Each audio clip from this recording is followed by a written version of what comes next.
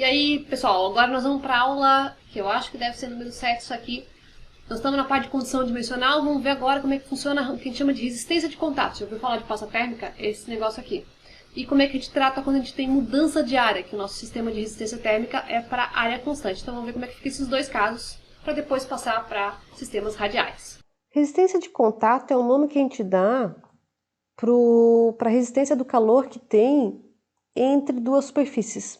Então, por exemplo, a gente já viu o sistema de resistências térmicas, mas a gente considerou até o momento, digamos que a gente tinha uma parede aqui, uma parede A, uma parede B e uma parede C. A resistência térmica aqui vai dar simplesmente as três resistências de condução em série, sendo esse aqui o T2, esse aqui o T1, T2, T1. Beleza, isso aqui a gente já viu. Check.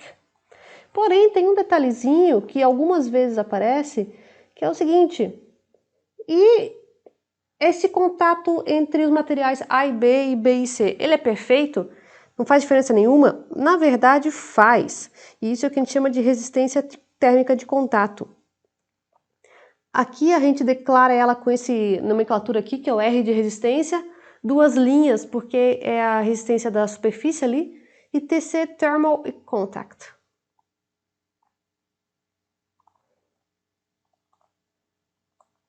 Nota que ela é dada como temperatura A menos B sobre o fluxo. Quem é esse A e B? É simplesmente os dois superfícies ali que eu estou falando, que uma eu chamei de A, uma eu chamei de B. Então, o desenho equivalente para essa dedução aqui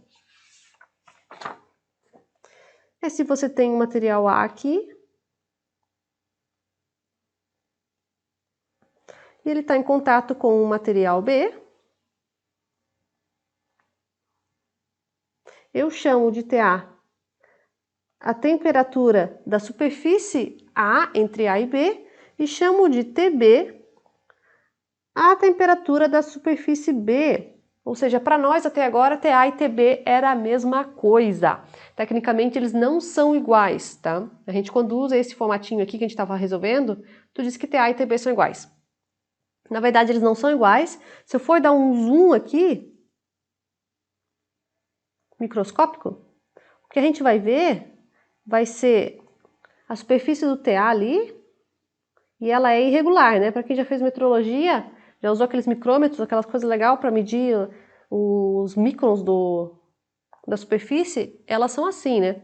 E aí a tua superfície B, ela vem aqui e ela encaixa ali também. Para nós, a gente não vê isso aqui, mas se tu dá uma aumentada no microscópio, tu vai ver que ele tem esse formatinho aqui. E, na verdade, a superfície, ela é assim.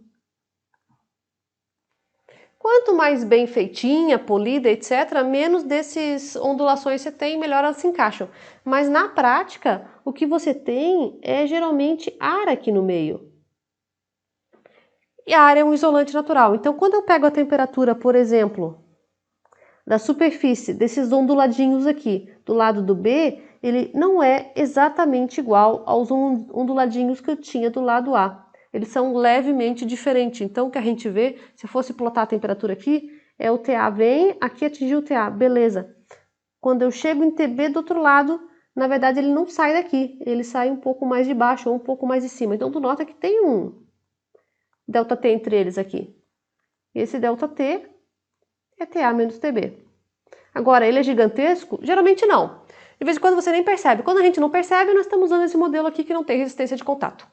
Quando a gente percebe, a gente usa esse modelo aqui com a resistência de contato, que eu tenho um exercício aqui um exemplo aqui nesse material, onde a gente contabiliza o fato de que aqui no meio você pode ter ar e o ar ele é um isolante, então você tem essa queda de temperatura que a gente não estava contabilizando. Onde é que a gente vê isso mais comum? Sabe, na placa de vídeo do computador, a gente tem pasta térmica lá, né?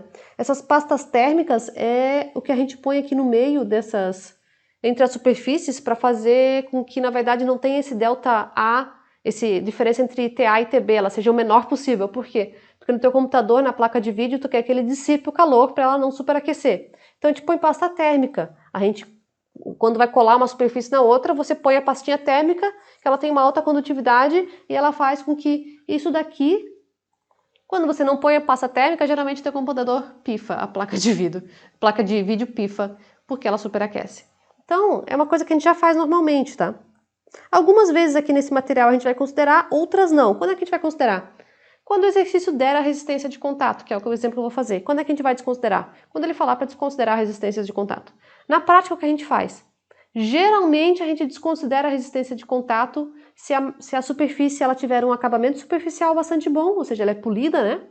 Se a pressão das duas superfícies é alta uma com a outra, ou seja, tu colocou as duas para grudar as duas, tu apertou elas, tá? Ou se você usa a tal da pasta térmica. Então, geralmente você tem uma dessas duas condições aqui, tá? Então, por isso que geralmente a gente desconsidera. Mas é sempre importante tu dar uma pensada assim, meu problema, eu liguei duas coisas de condução ali, será que tá bem ligado? Será que eu preciso colocar uma resistência de condução? E aí você vê. Onde é que eu tiro esses valores de resistência de condução? São valores geralmente experimentais. Então, tu vai ter que ter uma tabela. No Encropeira tem uma tabela, que na minha versão, que é a 5ª edição, é a tabela 3.1 e 3.2.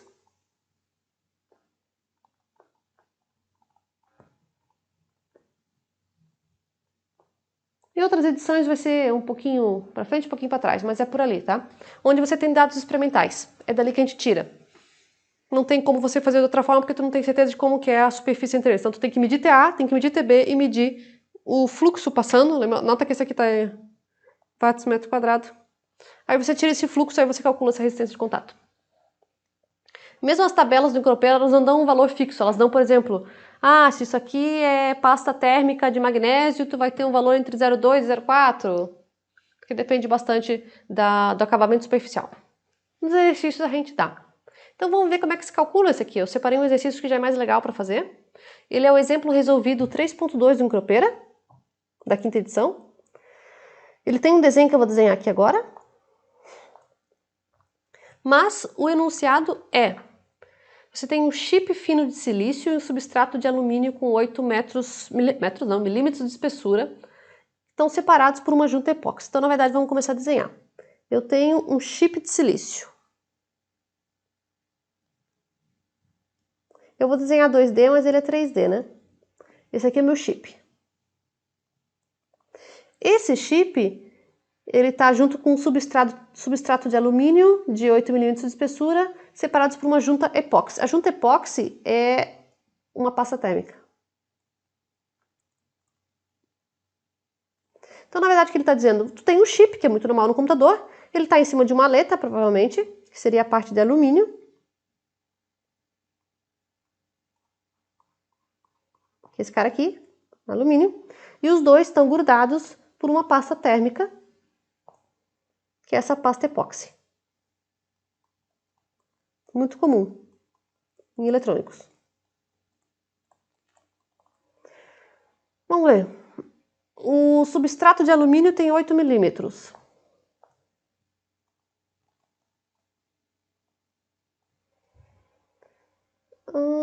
A junta de epóxi, que é a pasta térmica, tem 0,02. Sim, ela é uma pastinha, né?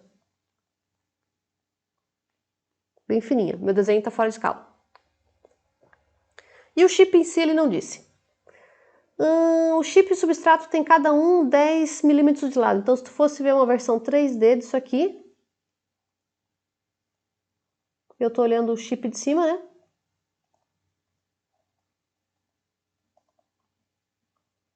Eu tenho 10 milímetros aqui. 10 milímetros aqui. Ele é um quadradinho. O substrato embaixo também. Superfícies expostas estão resfriadas pelo ar. Então, nós temos as duas superfícies expostas. Vou fechar aqui o alumínio. Dos dois lados a gente tem ar. Então, eu vou chamar de T infinito. T infinito. Ar e ar. A temperatura do ar é 25 graus Celsius, dos dois lados. E tem um coeficiente de convecção de 100.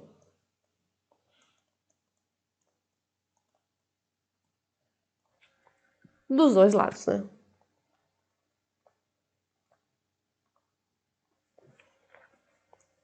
Se o chip dissipa 10⁴ watts metro quadrado, ou seja, o chip quando a gente liga, né, galera, ele aquece. É isso que ele está dizendo.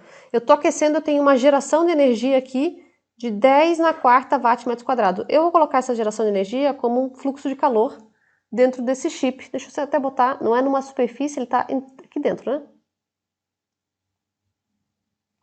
E eu vou chamar de QC, duas linhas, para ser igual ao que está no livro do Encropeira. Esse QC, duas linhas, ele tem o valor de 10⁴ watts/m². Nota que é m², porque tem duas linhas ali.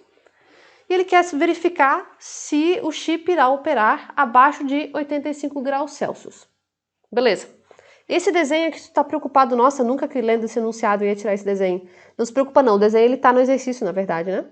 Eu só não desenhei porque antes eu estava com preguiça de copiar do computador aqui. Então é só isso aí. Vamos lá, no desenho também ele tem um último detalhe, tá? Ele fala que está isolado dos dois ladinhos. Então ele fala que desse ladinho aqui e desse ladinho aqui está isolado. Isso ele fala o quê? Para transformar esse problema aqui num problema 1D, e eu só posso ter fluxo indo para esse lado e para esse lado. Então o legal desse exercício é que ele é uma resistência térmica, mas ele vai para os dois lados. Então vamos primeiro desenhar a resistência térmica. E ele aparece geração de calor que a gente não tinha antes, que é esquecer. A resistência. Eu tenho duas temperaturas de superfície de ar, né? Uma de cada lado. Beleza.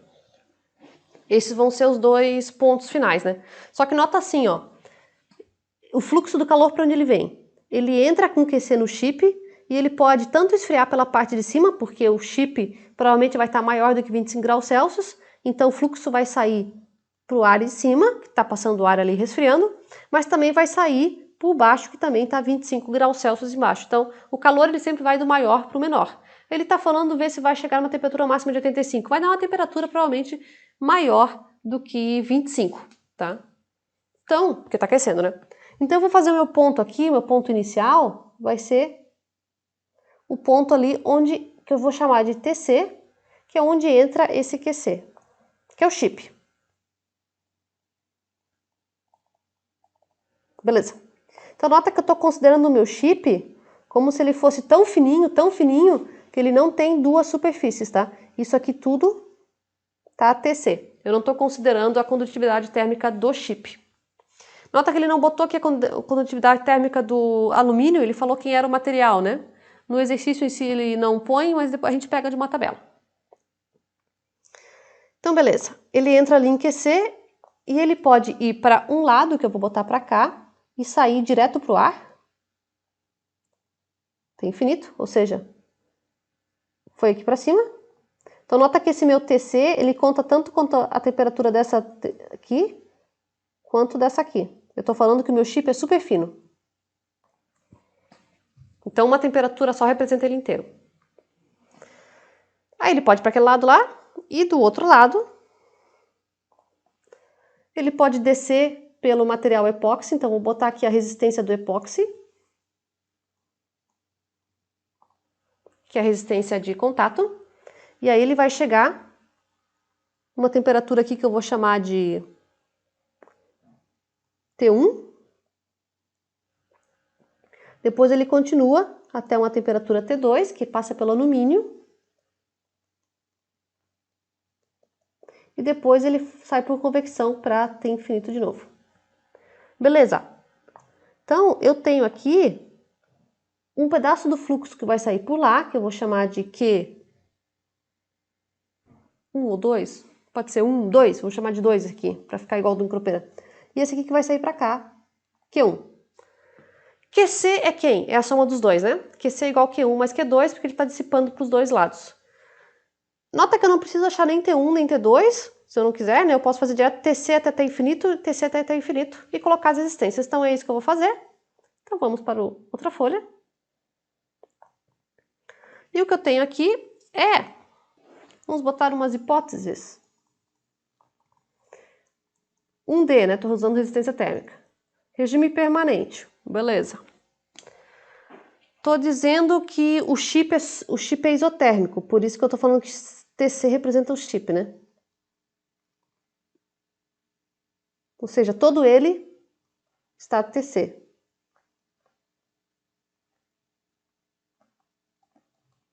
Ou a mesma coisa que dizer um chip super fininho, né?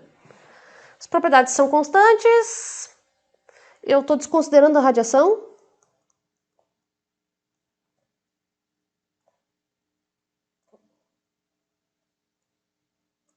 Lembrando que se eu tivesse radiação seria em paralelo. E vou dizer que o K do alumínio, eu vou pegar de uma tabela, da tabela micropeira, 238 watts metro Kelvin. E é isso daí. Vamos fazer os cálculos agora. Porque eu sei que QC é igual a Q1 mais Q2. Porque o mais quente aí, nessa história, é o TC. Porque esse cara é 25, esse cara é 25. E ele vai dar provavelmente acima de 25, porque ele disse que o máximo que ele pode chegar é 85. Então vai chegar ali perto, né? Então eu tenho o calor indo para os dois lados. Quem é Q1? Q1, se você for lembrar, eu posso colocar... Vamos botar aqui do lado, né? Q1 é só o que vai para esse lado aqui, ou seja, temperatura que ele inicia TC, temperatura que ele sai T infinito. Então, meu Q1 é TC menos T infinito. Quem é a resistência dele? É uma resistência só de convecção. Isso aqui é 1 sobre HA. Esse é o meu Q1. Beleza.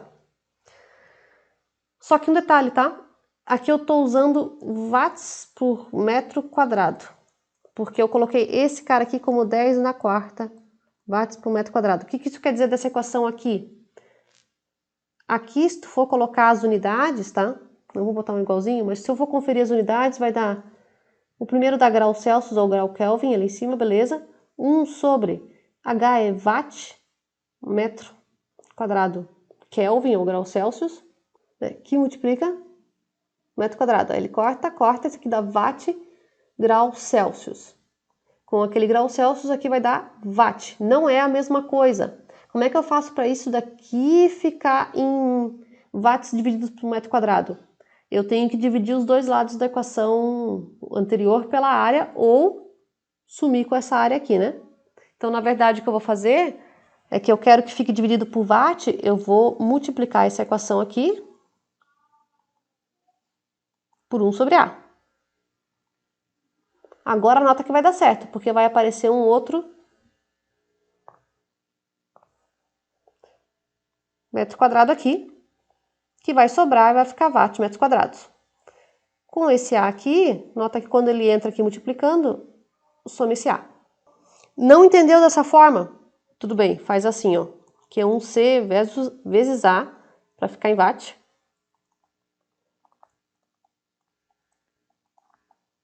E leva esse A. Dá na mesma, tá? Tu vai ver que aqui os dois A vão se cortar, né? Porque isso aqui é equivalente a TC menos T infinito, que multiplica HA sobre 1, né? Virei ali a resistência. Dá na mesma, né? Beleza. Então só cuidado, porque eu estou usando em watts por metro quadrado. Quem é o Q2? É o equivalente, só que indo para o outro lado, né? Então o Q2, vou botar aqui com a multiplicação da área ali, então. Depois a gente corta. É o que vai para o outro lado. O que vai para o outro lado, se tu for ver, ele passa agora por 3 resistências. A primeira é a da epóxi, que é a resistência de contato, é aquele RTC. Depois é uma de condução e uma de convecção. Então vamos somar as 3. Só um cuidado.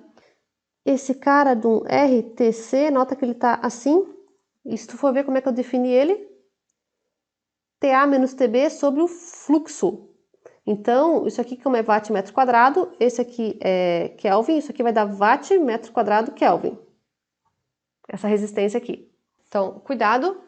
Isso daqui vai dar para nós, a unidade disso aqui vai ser Kelvin dividido por watt metro quadrado, que é igual metro quadrado que multiplica Kelvin, que multiplica watts. Por que eu chamo atenção para isso? Nota como é que era a resistência de condução.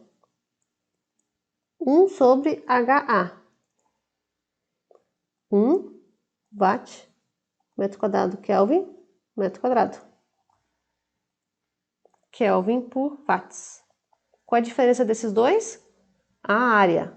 Então, nota que quando eu estou usando essa resistência com esses dois tracinhos em cima, eu já sumi com a área. Ela já está multiplicada pela área. Então, mais uma hipótese. A resistência da epóxi, se a gente for pegar da tabela, ela vai vir como 0,9 vezes 10 na menos 4 metro quadrado, Kelvin, watts, ok? Cuidado com esse metro quadrado. Quando você usa resistências de contato, cuidado que ela já vem com esse metro quadrado. Então, quando eu for botar aqui do outro lado, então aqui, cuidado, assim vermelhinho, a do epóxi é RTC, duas linhas. Ela está em watts, desculpa, metro quadrado, Kelvin watts. Eu quero que seja Kelvin watts. Eu tenho então que dividir pela área. Quando eu divido pela área, vai virar Kelvin watts. Beleza? Tá? Muito cuidado. A da condução a gente já sabe, é L, K, A. Se tu colocar aqui, tu vai ver que isso aqui vai dar metros, watt, metro, Kelvin, metro quadrado. Kelvin watts, beleza. E a última, 1HA, que a gente já viu. Então, cuidado quando for botar, tá? Não esquece essa área aqui, porque essas três parcelinhas das resistências, quando for somar, tem que somar sempre com o mesmo valor, né? Com a mesma unidade. Temperatura que está saindo, TC, temperatura que está chegando, T infinito. Primeira resistência de contato. Sobre área. Mais L, cada alumínio, área. Mais 1 sobre HA. Nota agora que todas as áreas se cancelam, né? Essa, com essa, vai cortar com aquela. Então, tudo beleza. Poderia ter mantido a área? Poderia, né? Ele diz ali que é 10 por 10, mas eu vou jogar lá fora, tá? E vamos lá. Agora o que eu tenho que fazer? Somar todo mundo, né? Então, esse QC aqui vai dar aquele primeiro pedaço lá. TC menos T infinito. TC é quem eu estou procurando, né? 1 sobre H. Nota que eu já sumi com a área, porque eu estou agora somando só em watt metro quadrado. Porque esse e esse se cancelam, né? Mais TC menos T infinito sobre resistência de contato, LK do alumínio, 1 sobre H. Isso tudo é igual a quanto? 10 na quarta watts por metro quadrado. Quem é a única pessoa que eu não sei? O TC. O resto do mundo tem os valores. Quando você põe esses valores aqui, TC vai dar 75,3 graus Celsius. Nota que ele faz sentido. Está abaixo dos 85 que ele queria saber, beleza? E está maior do que os 2,25 dos dois lados. Então, sim, o calor ele entra aqui em TC e ele vai um pedaço para lá e um pedaço para cá, porque ele tende aí para as duas temperaturas que estão menores. Então, esse é um sistema um pouco mais complexo do que a gente tinha visto. Muito interessante de ver. Então, chamando a atenção aqui. Isso daqui, resistência de contato, cuidado com essa área. Segunda atenção, cuidado com o sistema. Ele é um sistema mais complexo, o calor vai para os dois lados. Vale a pena você dar uma olhadinha nisso aqui. Esse é a resistência de contato. Quando é que a gente vai usar aqui nessa matéria? Como eu falei, quando tiver, né? Quando ela aparecer. Um outro detalhe. Ok, já sabemos fazer de placa plana, 1D, se for paralelo sei fazer, se for série sei fazer, resistência de contato sei fazer. E se não for placa plana? Tem duas opções, tá? O que eu chamo de placa plana, só lembrando, é quando a gente tem, na verdade, a área que não se muda, né? Então, o nosso placa plana, que a gente tem visto lá, é quando eu tenho alguma coisa que o sistema em si, todos eles têm a mesma área. Que a área é constante. Isso aqui é o que nós estamos chamando de placa plana, tá? Nota que nós estamos sempre calculando para esse método de resistência térmica quando está em regime permanente, que eu chamo de RP, sem geração de calor. Nota que esse exercício anterior que a gente fez, ele é uma forma que tu pode considerar com geração de calor, só que é uma geração de calor fixa que eu considerei como um valor fixo de 10⁴ watts por metro quadrado naquele substrato, naquele chip, porque eu considerei o chip muito fino. Essa geração de calor aqui que ele está querendo dizer nesse exemplo aqui, seria uma geração de calor de watts por metro cúbico, quando eu não considero o chip fino. A gente não viu isso, aí não dá para aplicar dessa forma a resistência, tá? É diferente da anterior, porque aquela lá eu considerei que o chip era uma superfície.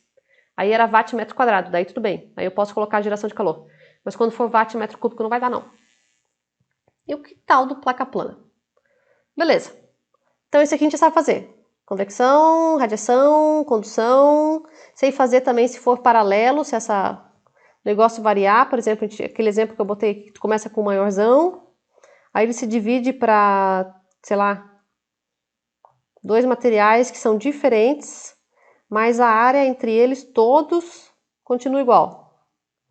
E tu tem essa relação aqui de quanto que diminuiu. Isso aqui vai dar uma em série com 2 em paralelo, né? Porque eu considero que essa superfície toda aqui tá com a mesma temperatura constante. Legal. Agora, tem 2 outras opções. Se essa área não se mantém e se ele é radial. Radial nós vamos ver no próximo vídeo. O que é radial? Radial são sistemas principal cilíndrico ou esférico. Então, se isso aqui é uma esfera, e tu tem aqui, tu tem uma temperatura T1, e tu quer saber em T2, porque tem convecção, isso daqui vai ser radial, se isso aqui for uma esfera ou um cilindro. Esse dá para fazer por resistência térmica, a gente vai ver a metodologia no próximo vídeo. Mas e se não é esse caso? Geralmente esse caso aqui é o caso cônico. E se for o formato seguinte? É 3D, mas ele é um cone. Aí eu tenho uma temperatura aqui T1, quero saber quanto é que está da lá T2. Como é que eu faço esse cara aqui? Esse aqui não é considerado radial, porque ele não é uma área que ou é cilíndrica ou é esférica. Ele tem uma área com variação ao longo do X. Então, à medida que ele vai andando para cá, ele vai variando mais. Esse tipo aqui tem uma alternativa para a gente fazer, não é por resistências térmicas, mas é quando a gente tem mudança da área transversal. Tá? Então, vou mostrar rapidinho como é que a gente faz. A gente tira a equação, na verdade, em função da área, se tu sabe como ela vai. Se aplica para o quê? Para mudanças de área, sim, desse estilo aqui que tu consegue prever, que é fácil de prever com uma geometria. Se é uma coisa muito bizarra, tu vai ter que partir para um outro método, geralmente um método numérico. Então, vamos ver como é que fica nesse formatinho aqui. Então, mais os detalhes. Como eu falei, é apenas mudança na área transversal e está em regime permanente sem calor ainda, sem geração de calor, lembrando que essa geração de calor é watt metro cúbico. Se sim, a gente vai usar o conceito de conservação de energia e nós vamos integrar direto, que é o que eu vou fazer aqui. Se não, daí esquece e parte para outra, porque está muito complexo. Quero dizer, não é que tu não vai resolver, né? Mas vai resolver com uma outra metodologia que não é esse de resistências térmicas ou de integração clássica mais simplificada que eu vou fazer aqui, tá? Se você tiver com uma coisa que não é regime permanente, tem geração de calor e a geometria é complexa, tu vai partir ou para uma experimentação ou para métodos numéricos, né? Então, o exemplo que eu vou fazer aqui é o seguinte. Eu vou partir da equação da conservação da energia e fazer a integração.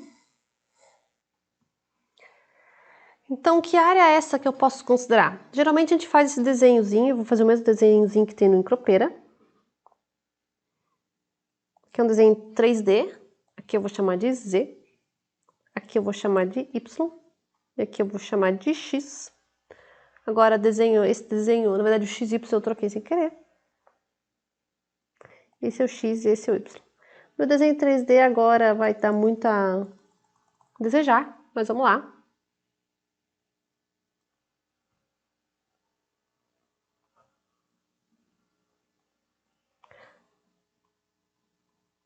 É um cone, tá? Tenha fé, sim. É como se fosse um cone. Não parece, mas é.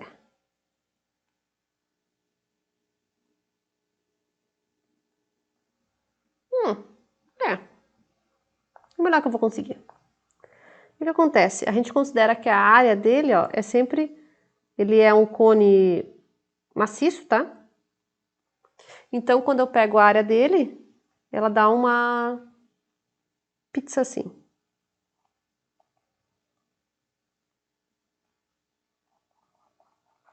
É uma área tridimensional, né?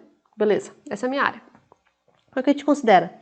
Quando eu estou olhando para uma coisinha assim, ele tem essa espessura pequenininha de dx. Eu vou dizer que onde o desenho inicia é o que eu chamo de x0, vai até x1. O meu Q está indo nesse sentido, então o meu QX está indo assim. Eu tenho que aqui, nesse iniciozinho, eu vou chamar isso aqui de T0.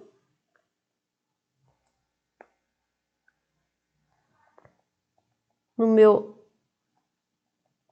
que varia com AX, beleza? E aqui no final, onde tem X1, é onde também eu chego em T1. Bizarro, né? Mas beleza. O que acontece? Se eu pego, olho só essa fatiazinha infinitesimal, eu vou dizer que aqui está entrando QX, e lá no saída, depois de ΔX, está saindo Q de X mais ΔX. Só que como está em regime permanente, os dois são iguais.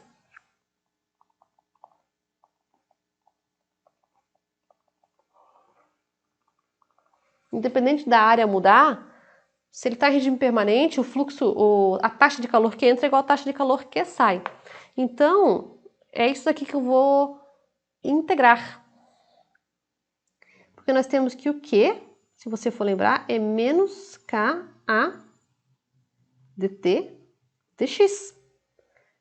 Q de x, porque eu estou considerando que o Q vai só na direção x, tá? Por isso que eu digo que é um caso, ele é um caso simplificado, porque a gente diz que esse cara aqui está com um T, sei lá, Tx1, e a parte de trás já está com Tx2, ou seja, ele tem, a cada área transversal, ele tem uma temperatura uniforme. Então é um caso simplificado que se comporta quase como um caso 1D. Mas é um caso bem específico, só alguns tipos de superfície tu consegue fazer essa integração. Mas tá aqui na emenda, então vamos fazer, né? O que acontece? Beleza, vou considerar que ele é um D. Apesar do desenho não ser, porque ele só anda em QX. Vou integrar os dois lados, esse lado aqui e esse lado ali. O que eu vou integrar em dx, então isso aqui vai ficar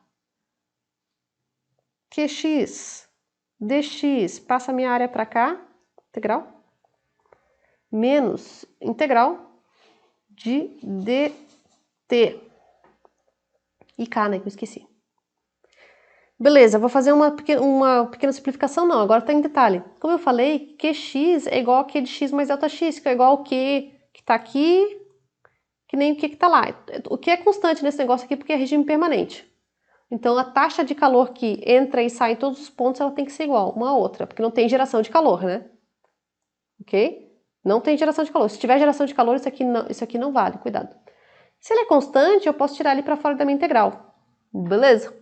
Eu vou deixar a minha área aqui dentro, porque essa área, ela varia com o x. Por isso que eu digo também que ela é quase um problema unidimensional, porque eu vou dizer que essa área, que é essa área transversal aqui, eu tenho uma equação para ela que depende só do x, não depende do y nem do z, só do x, que é o sentido longitudinal.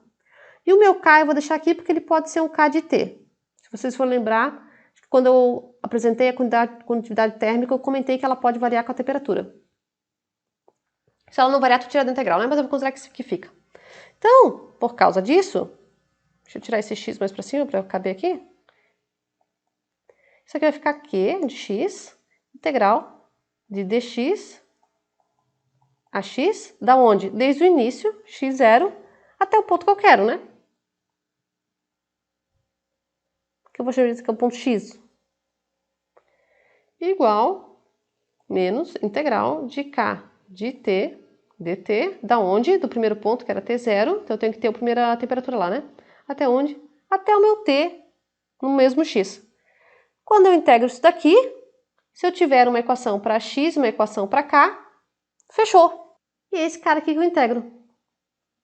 Agora, o que acontece? Para cada problema que tu tem que ter essa equação da área e essa equação do K, né? Vamos ver um exemplo, então.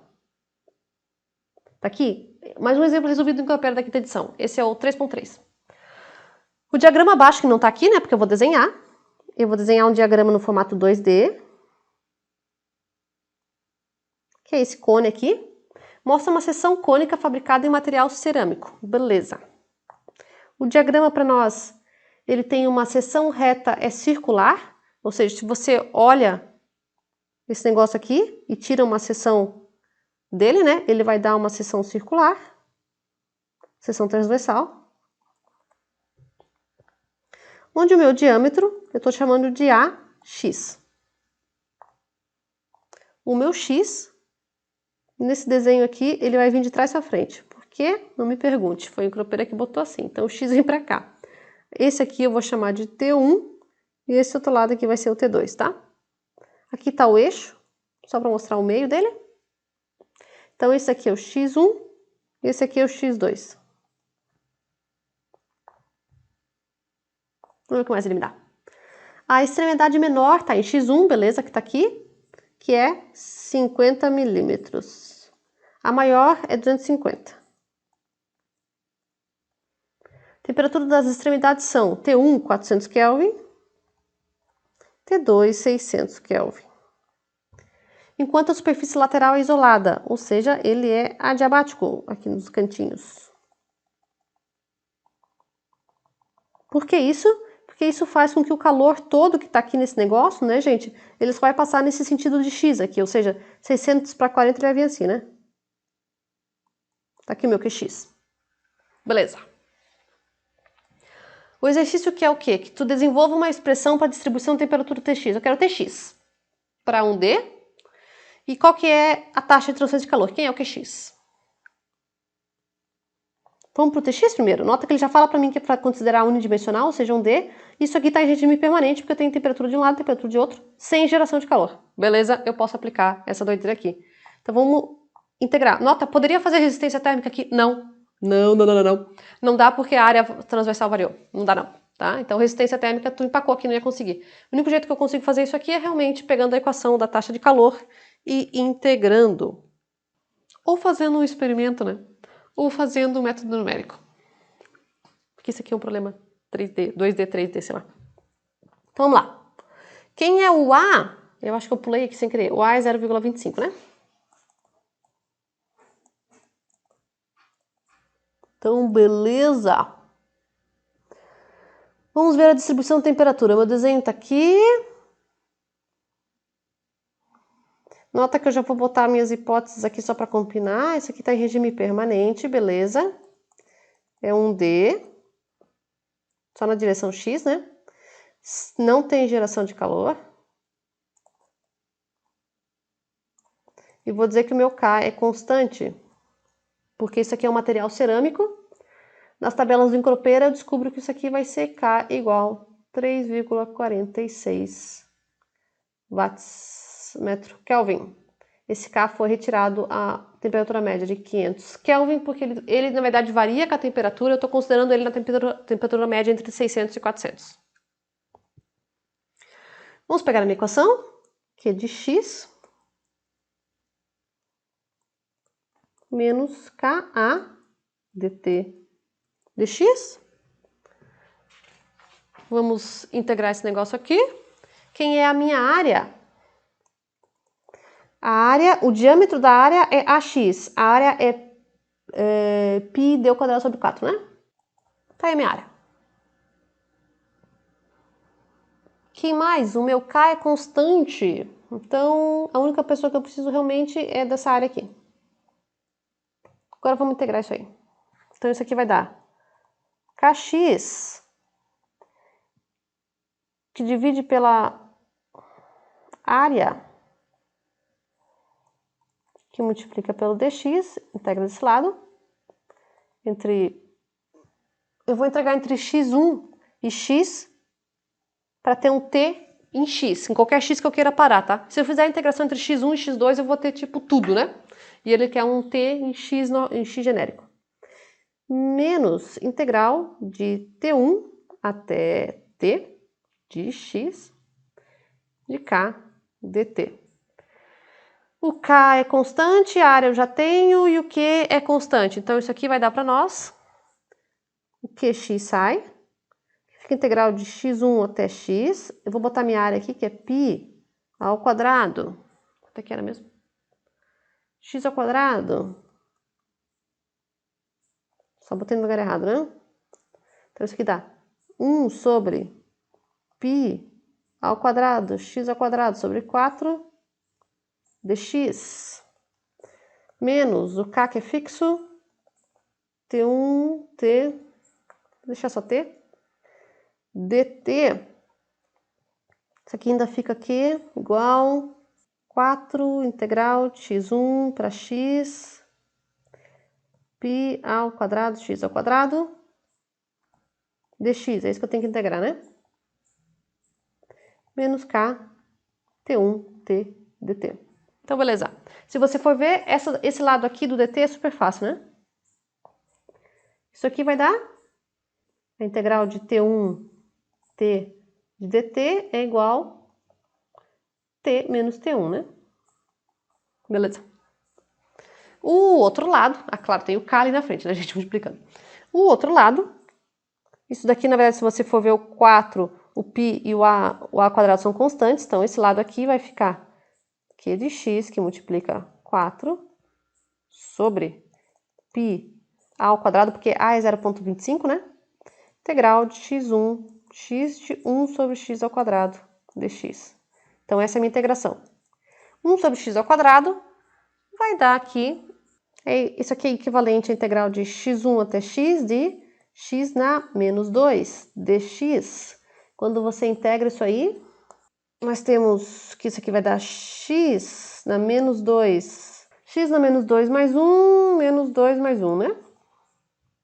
Essa aqui que é a integral de x1 até x. Então, essa integral aqui vai dar x de menos 1 sobre menos 1, x1 até x. Isso aqui é equivalente a menos 1 sobre x de x1 até x. Acabou o papel. Ou seja, deixa eu separar aqui. Ponto final, menos 1 sobre x, menos com menos, mais 1 sobre x1. Que multiplica aquele negócio todo, né? Beleza? Então, vamos juntar isso aí. Juntando tudo, a gente tinha lá 4qx sobre π ao quadrado, que multiplica o resultado daquela integral ali, que eu acabei de fazer, que é igual ao outro lado, menos k, t menos t1. Quem que eu quero? Esse cara aqui. T de x, que é o que eu chamei de t, né? Então, é esse aqui que eu vou isolar. Quando a gente isola isso aí, vai dar t de x, t1, menos 4qx sobre π ao quadrado k, 1 sobre x1, menos 1 sobre x. Beleza? Aí você deve estar pensando, essa é a equação de tx, só que tem um detalhe, né? x1 eu tenho, k eu tenho, a ao quadrado eu tenho, π eu tenho, t1 eu tenho, quem que está faltando? O tal do qx, apesar dele ser constante, por causa que o problema está em regime permanente e não tem geração de calor, eu não tenho o valor dele, eu preciso ter o valor dele, tá? Então, eu poderia fazer isso aqui, como é que eu obteria esse qx? Se eu faço esse cara aqui, só que em vez de T1 até T, eu faço de T1 até T2 e x1 até x2. Então, para achar x, que é x, desculpa. Eu faço a integração de qx entre x1 e x2. Por quê? Porque em x2 eu sei que tem o valor de T2 que é prescrito também. E aí o resto é tudo igual ali dentro, né? Então, aqui vai dar... Se tu for ver, isso aqui vai dar o quê? A equação vai dar a mesma, só que em vez de eu parar em x, que seria esse cara aqui, eu vou parar em x2, que é T2. Então, se você for ver, isola agora o qx. Isso aqui vai dar para nós. Nota que aqui todo mundo é conhecido. O A é 0,25, o K é o valor que eu botei ali na outra folha, cadê? K tá aqui, o A tá aqui. T1 e T2, um é 400, outro 600, x1 é 50 milímetros, x2 é 250 milímetros, então tu nota que eu consigo tirar um valor para isso aqui. Ok. Aí, esse valor, eu pego e jogo lá. Ou, antes de calcular, se eu não quero calcular, eu quero só colocar lá dentro, eu posso substituir esse qx por essa equação inteira. Também dá. E daí o meu Tx vai ficar, se eu só substituir o Qx para aquela equação, isso daqui.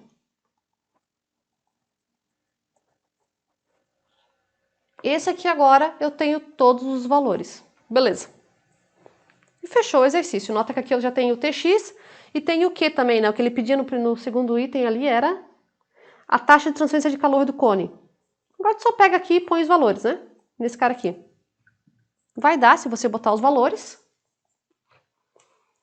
menos 2,12 watts. Menos por quê? Porque está indo contrário ao X. O X está vindo nesse sentido. E o Q vai sempre da temperatura maior para menor, do 600 para o 400. Contrário ao X, beleza, fechou. Nota que ele é mais complexo do que fazer por resistências, mas por que eu tive que fazer? Porque a área variava, né?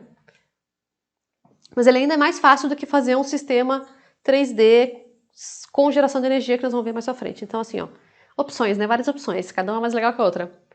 E é isso daí para esse material que agora, o próximo que a gente vai ver então é como que eu faço agora, se eu consigo aplicar resistências térmicas para um sistema que for radial, bonitinho. Como eu falei, esse caso aqui, isso aqui não é considerado radial, né? Isso aqui é cônico, é diferente. Radial ou é uma esfera, ou é um cilindro, que são tipo tubos, né? Então isso a gente vai ver no próximo.